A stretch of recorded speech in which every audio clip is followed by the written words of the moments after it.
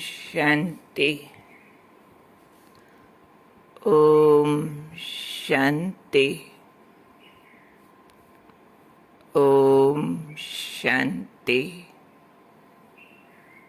आज का स्वमान, मैं विशेष आत्मा हूँ। हम भगवान की डायरेक्ट रचना विशेष है और हमारी विशेषता दुनिया वालों से सर्वोपरि है। और उस विशेषता को आज बाबा ने याद दिलाया हमें कि वो है आपकी पवित्रता की विशेषता, जिसके कारण से आपका हर कार्य शुभ हो जाता है और आप महान आत्मा कहलाते हो। बाबा ने याद दिलाया हमें कि पवित्रता ही श्रेष्ठता है, पवित्रता ही हमें पूज्य बनाती है। और हम जानते हैं पवित्रता हमारी ब्रह्मचर्य से शुरू होती है और संपूर्ण निर्विकारिता पर पहुंचती है। तो हम सब विकारों से मुक्त हो शुद्ध होते हैं। तो शुद्धता और पवित्रता हमें पूज्य बनाती है। विकार, कमियां, कमजोरियां आत्मा को मैला करती हैं। हमारी सारी पढ़ाई आत्मा के शुद्धिकरण की, उसके एक एक कमजोरी की धुलाई सफाई की कहानी है। इसलिए बाबा कह रहे हैं कि साधारण सी आत्माएं भी जब पवित्रता को धारण कर लेती हैं तो महान आत्मा कहलाती हैं। दुनिया में भी हम देखते हैं जो सन्यास करते हैं, पवित्रता को धारण करते हैं, तो गृहस्थी लोग उनके पांव पड़ते हैं, वो पूजनीय बन जाते हैं। तो हम भी पवित्र महान आत्माएं बनते हैं। तो इसलिए बाबा ने कहा आपका यादगार है। कोई भी शुभ कार्य होगा, कोई भी, उसमें ब्राह्मण को याद करते हैं। बच्चा जन्मा तो, जन्मदिन आया तो, कोई भी वार त्योहार आया तो सब काम ब्राह्मण से कराएंगे। शादी हो या मृत्यु हो, हर कार्य में पूजन के लिए ब्राह्मण को याद करते हैं। क्योंकि हम जो ब्राह्मण बनते हैं वो सिर्फ ब्राह्मण के घर कोई पैदा हो गया, जात के ब्राह्मण नहीं बनते हैं, लेकिन हम कर्म के ब्राह्मण बनते हैं। ब्रह्मा जैसा पवित्र कर्म हम करके ब्रह्मा बाप के पद चिन्हों पर चलते हुए रियल पवित्र पूज्य ब्राह्मण बनते हैं। तो बाबा ने आज हमें याद दिलाया कि दुनिया में तो नामधारी ब्राह्मण है और आप जैसा नाम वैसा काम करने वाली विशेष आत्माएं हो। अब हम विशेष आत्मा क्यों बनते हैं? एक तो पवित्रता को धारण करते हैं, दूसरा कोई भी कर्म में बाप की याद को यूज करते हैं। तो बाप की याद में रहकर किया गया कर्म साधारण भी हो, चाहे सफाई कर रहे हों, गोबर के उपले बना रहे हों, कपड़ा धो रहे हों, लेकिन वो कर्म विशेष हो जाता है। जैसे इब्राहिम लिंकन का जूते पॉलिश करना मशहूर हो गया। घरों में लोग अपने जूते पॉलिश करते ही रहते हैं, एक मोची सारा दिन करता रहता है, कोई उसका नामाचार नहीं होता है। लेकिन कोई महान स्थिति वाला उसी स्थिति में स्थित होकर साधारण कर्म भी स्वमान से करता है तो विशेष हो जाता है। जैसे ब्रह्मा बाबा, उनके गोबर के उपले बनाना, केरी के कोयले बनाना, पापड़ बेलना हमारा सारा ब्राह्मण परिवार याद करता है, अनुकरण करने चाहता है। तो उसमें विशेषता सिर्फ उस कार्य की नहीं थी, लेकिन उस कार्य में छोटा निम्न कार्य होते भी महानतम स्थिति की थी कि गोबर के उपले बनाते भी कोई को दृष्टि दिया तो साक्षात्कार हो गया। सिंध में बहनें गोबर के उपले बना रही हैं। दूसरी बहन आके पूछती है, बहन क्या कर रही हो? वो कहती है, बहन स्वर्ग बना रही हूँ। हाथ में गोबर, मन स्वर्ग के निर्माण के कार्य में लगा हुआ है। इसलिए बाबा ने कहा, ऐसे विशेष कर्म करने वाले पुरुषोत्तम विशेष आत्माएं कहलाते हैं। तो मुझे याद रखना है कि मैं ऐसी विशेष आत्मा हूँ जो सब पुरुषों से यानी सब मनुष्य आत्माओं से उत्तम मानसिक स्थिति वाली पुरुषोत्तम आत्मा हूँ। मैंने पवित्रता को धारण किया है। मेरी पवित्रता ही श्रेष्ठता है।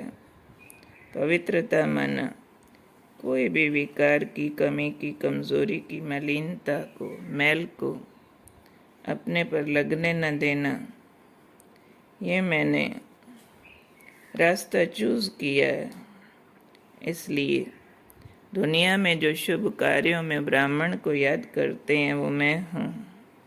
वो नामधारी है, मैं कर्मधारी हूँ। मेरे कर्म की विशेषता ये है कि मैं कर्म में बाबा को साथ रखती हूँ। कर्म करके बाबा को अर्पित करती हूँ। इसलिए मैं विशेष कर्म करने वाली विशेष आत्मा हूँ, पुरुषोत्तम हूँ, पवित्र ब्राह्मण हूँ। तो इसको हम याद रखेंगे और वैसा ही स्वरूप कर्म में उतारने का पूरा पुरुषार्थ करेंगे। मैं पवित्रता की श्रेष्ठता को धारण कर शुभ कार्य करने वाली पुरुषोत्तम विशेष आत्मा हूँ। ओम शांति।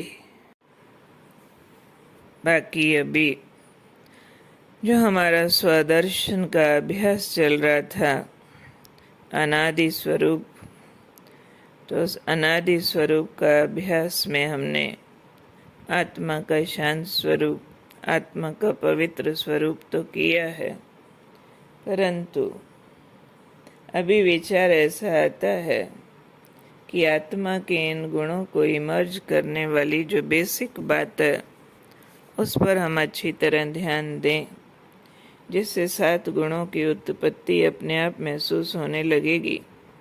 वो है आत्मा की मूल निराकारी अवस्था। उसमें शक्ति स्वरूप साथ साथ अनुभव करेंगे, परंतु फोकस करेंगे मैं निराकार आत्मा हूँ। देह के अंदर हूँ तो साकार में निराकार हूँ, सूक्ष्म वतन में हूँ तो आकार में निराकार हूँ, परम धाम में हूँ तो मैं मूल बीज रूप निराकारी अवस्था में हूँ। तो कल का दिन बार बार हम यही अभ्यास करते रहेंगे कि मैं देह से न्यारी निराकार आत्मा हूँ।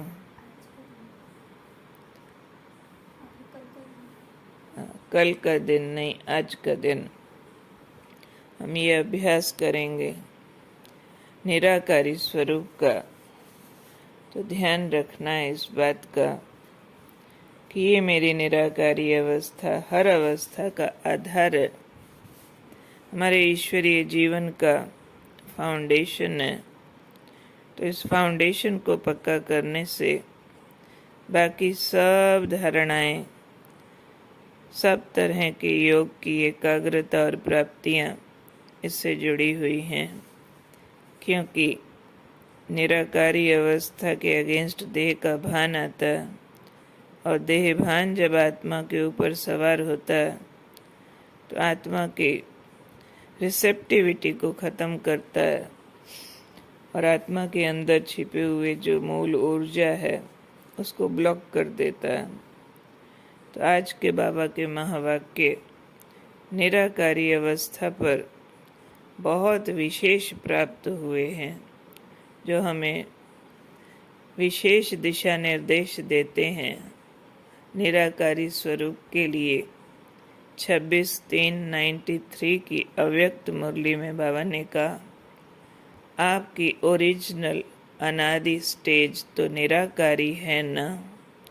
निराकार आत्मा ने इस शरीर में प्रवेश किया है, शरीर ने आत्मा में नहीं प्रवेश किया, आत्मा ने शरीर में प्रवेश किया है। तो अनादि ओरिजिनल स्वरूप तो निराकारी है ना, कि शरीरधारी है। शरीर का आधार लिया, लेकिन लिया किसने? आप आत्मा ने। निराकार ने साकार शरीर का आधार लिया, तो ओरिजिनल क्या हुआ? आत्मा या शरीर? आत्मा, ये पक्का है। तो ओरिजिनल स्थिति में स्थित होना सहज है या आधार लेने वाली स्थिति में स्थित होना सहज है? तो ये पहला पाठ सहज है ना। तो इसी को चेक करो, आदत डालो। मैं सोचा और निराकारी स्वरूप में आ जाएं। कितनी बार मैं शब्द कहते हो? मैंने ये कहा, मैं ये करूँगी, मैं ये सोचती हूँ। अनेक बार मैं शब्द यूज़ करते हो। तो सहज विधि ये है निराकारी व आकारी बनने की। जब भी मैं शब्द यूज़ करो, फौरन अपना निराकारी ओरिजिनल स्वरूप सामने आए। ये मुश्किल है व सहज है? क्या कहेंगे? करने लगो तो बहुत सहज है, मुश्किल इसलिए कि बार बार भूल जाता है। बाबा कहते अगर ये अभ्यास किया तो लक्ष्य और लक्षण समान हुआ ही पड़ा है। सिर्फ ये युक्ति निरंकारी बनाने की सहज साधन अपना करके देखो। ये देह भान का मैं समाप्त हो जाए, क्योंकि मैं शब्द ही देह अहंकार में लाता है। और अगर मैं निराकारी आत्मा स्वरूप हूँ, ये स्मृति में लाएंगे तो मैं शब्द ही देह भान से परे ले जाएगा। तो कल पूरा दिन मैं निराकारी आत्मा फील करेंगे, देह में साकार में निराकार हूँ और शक्ति संपन्न हूँ।